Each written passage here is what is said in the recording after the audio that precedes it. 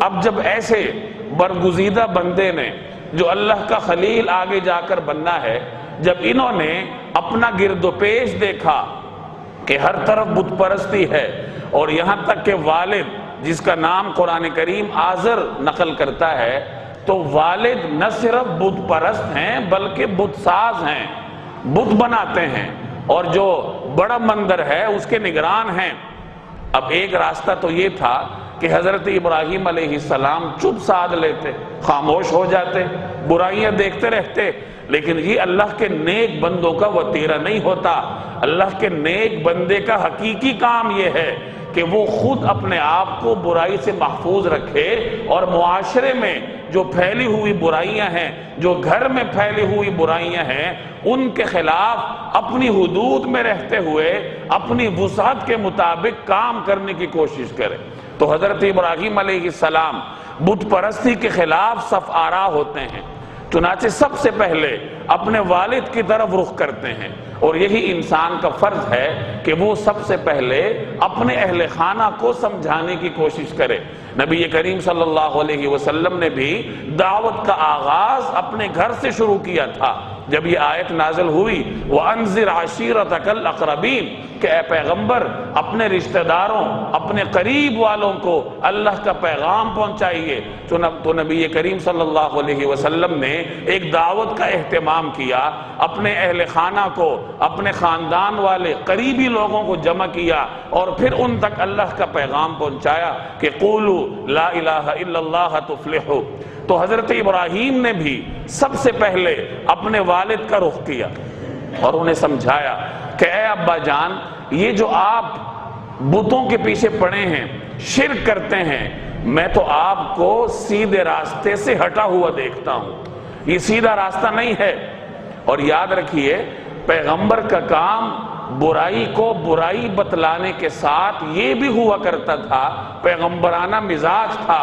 کہ وہ اس برائی میں موجود جو رذالتیں ہیں، جو نقصانات ہیں، یا آپ اس کو دلائل کہہ لیجئے، وہ بھی سمجھایا کرتے تھے کہ یہ چیز بری ہے تو کیوں ہے۔ تو قرآن کریم نے ایک اور جگہ حضرت ابراہیم علیہ السلام کا مکالمہ اپنے والد کے ساتھ نقل کیا ہے کہ وہ بڑے ادب کے ساتھ اپنے والد سے عرض کرتے ہیں یا ابتی، اے ابا جان، لم تعبد ما لا يسمع ولا يبصر ولا يغني عنك شيئا، اے ابا جان آپ ایسے بت کی پوجا کیوں کرتے ہیں، آپ اس کی پرستش کیوں کرتے ہیں جو نہ سنتا ہے، نہ دیکھتا ہے، نہ آپ کو کوئی فائدہ پہنچاتا ہے؟ کہ رب کا تو کام ہے پرورش کرنا، آپ کو نقصان سے بچانا، آپ کو نفع دینا، تو یہ کیسا رب ہے آپ کا جو آپ کی سن نہیں سکتا، آپ کو دیکھ نہیں سکتا،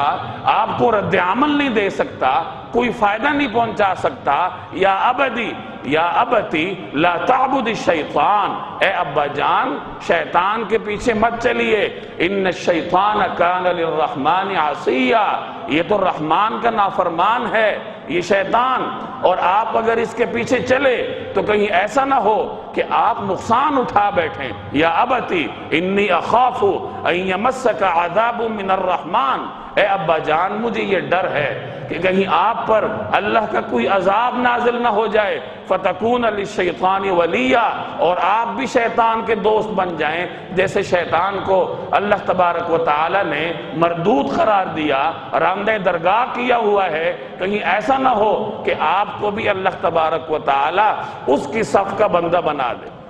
آپ چھوڑ دیں یہ سب کچھ۔ اب اندازہ لگائیں یہ پیغمبر کا لہجہ ہے، یہ ایک داعی کا لہجہ ہوتا ہے کہ وہ بڑی مصلحت، بڑے پیار کے ساتھ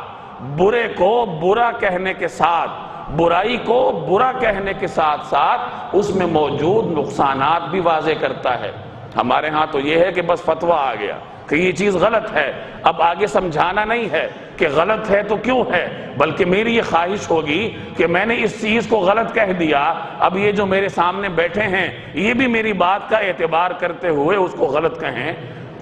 حقیقی داعی کی ذمہ داری یہ ہوتی ہے کہ غلط کو غلط کہنے کے ساتھ اس کی غلطی بھی واضح کی جائے تاکہ عام آدمی پر اس کی ذہنی رسائی کے اعتبار سے یہ چیز کھل جائے کہ یہ غلط ہے تو کیوں ہے۔ یہی راستہ حضرت ابراہیم علیہ السلام نے اپنایا، اور کتنے خوبصورت طریقے سے،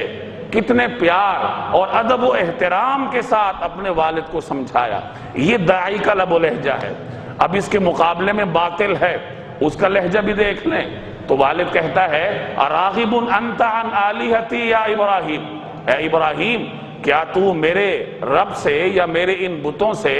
برانگیختہ کرتا ہے مجھے؟ تو اس سے دور ہے۔ لئن لم تنتہی، اگر تو باز نہ آیا تو یاد رکھو لأرجمنک، میں تجھے سنسار کر دوں گا۔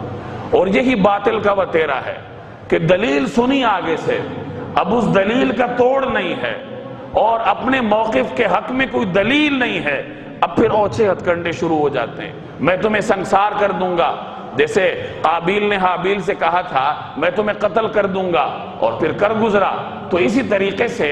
باطل کے ہر کارے کا یہی مزاج ہوتا ہے، زمانہ کوئی بھی ہو، چاہے اولین کا زمانہ ہو یا میرے اور آپ کا موجودہ زمانہ ہو، جب باطل کے پاس اپنے موقف کے حق میں کوئی دلیل نہ ہو اور آپ کی دلیل کا توڑ نہ ہو، پھر وہ اس قسم کے کمینہ پن یا اوچھے ہتھ کنڈوں پہ اتر آتا ہے۔ تو حضرت ابراہیم کے والد ان سے کہتے ہیں کہ میں تمہیں سنسار کر دوں گا۔